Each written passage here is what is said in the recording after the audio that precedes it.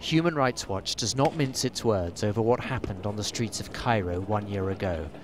This was, it says, a massacre. The killing of at least 800 people, perhaps more than 1,000, in a single gruesome day. You must tell all the world what we have suffered from. We have suffered from killers, just the killers, just the killers. Human Rights Watch says that these killings were meticulously planned. Not a single police or army officer has been punished.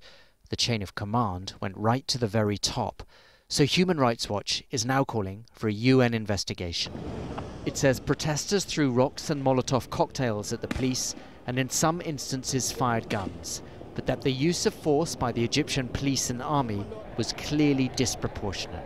There's a massive culture of impunity, a complete failure of accountability. The people that were responsible for an extremely brutal response to these largely peaceful protests up to now have got away with it. And actually what's also striking is how weak the international response has been. So the other thing that we're calling for in the report is that international security systems and arms exports and so on, the kind of equipment that the Egyptians might have used to crack down on these kinds of protests, there should be a prohibition on that.